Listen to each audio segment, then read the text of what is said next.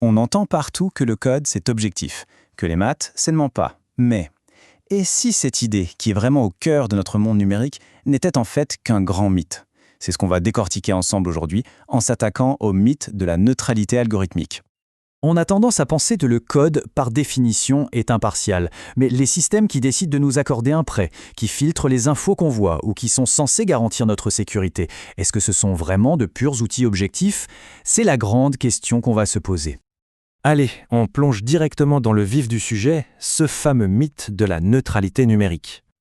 Alors voilà, le cœur du débat. D'un côté, le mythe nous vend une image parfaite, des algorithmes objectifs, super efficaces et justes. Mais la réalité, elle, est bien plus nuancée. Loin d'être neutres, ces systèmes ont tendance à concentrer le pouvoir et surtout à reproduire les inégalités qui existent déjà dans notre société. Et ce qui est vraiment fascinant, c'est que ce n'est pas juste une question de sociologie ou de politique. Non, d'un point de vue purement informatique, technique, la neutralité parfaite d'un algorithme, c'est tout simplement impossible à atteindre. Mathématiquement, ça ne tient pas la route. Bon, ok.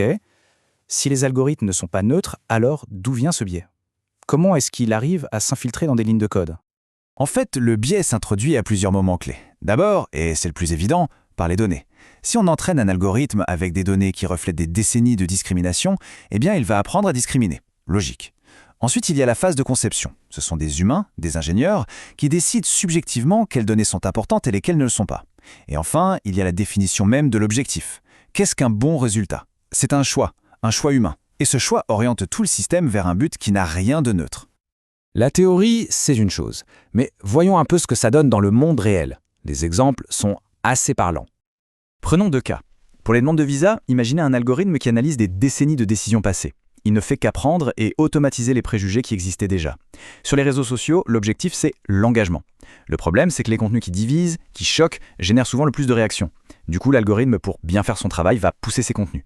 C'est ce qu'on appelle le reward hacking. Et ça ne s'arrête pas là. Les outils de police prédictive, s'ils sont nourris avec des données partiales, risquent de cibler toujours les mêmes quartiers, les mêmes communautés. Dans le recrutement, c'est pareil. Un système entraîné sur les CV d'une entreprise où les hommes sont majoritaires risque d'écarter systématiquement des candidates brillantes, simplement parce que leur profil est différent. Franchement, cette citation de la mathématicienne Cathy O'Neill résume tout à la perfection. Les algorithmes, ce ne sont pas des faits purs, ce sont des opinions humaines simplement traduites en langage mathématique et appliquées à une échelle gigantesque. Et cette idée d'opinion dans le code, ça nous amène directement à une question de pouvoir. Qui contrôle ces opinions? Qui les met en place? C'est là qu'on aborde la notion de souveraineté des entreprises tech. Le concept clé ici, c'est la souveraineté du fournisseur. En gros, ça désigne le pouvoir quasi absolu qu'ont les géants de la tech de changer, de mettre à jour ou même de couper l'accès à leur technologie. Et évidemment, ils prennent ces décisions en fonction de leurs propres intérêts, qu'ils soient commerciaux ou géopolitiques. On l'a vu de manière très concrète récemment. Quand la Russie a envahi l'Ukraine, des entreprises comme Apple et Google ont pu, du jour au lendemain, désactiver des services essentiels pour des millions de personnes. Ça montre bien comment une décision prise dans un bureau en Californie peut avoir un impact direct sur la vie des gens et même sur l'infrastructure d'un pays entier. Allez, pour finir, on va s'attaquer à 2 derniers mythes, 2 idées reçues qui ont la vie dure et qui entretiennent cette illusion de neutralité. Premier mythe, cette idée super répandue que la machine, c'est la solution miracle pour supprimer l'erreur humaine, nos jugements, nos imperfections. En réalité, c'est souvent tout le contraire. Loin d'éliminer l'erreur, les algorithmes peuvent la rendre systématique. Ils créent ce qu'on appelle des boucles de rétroaction.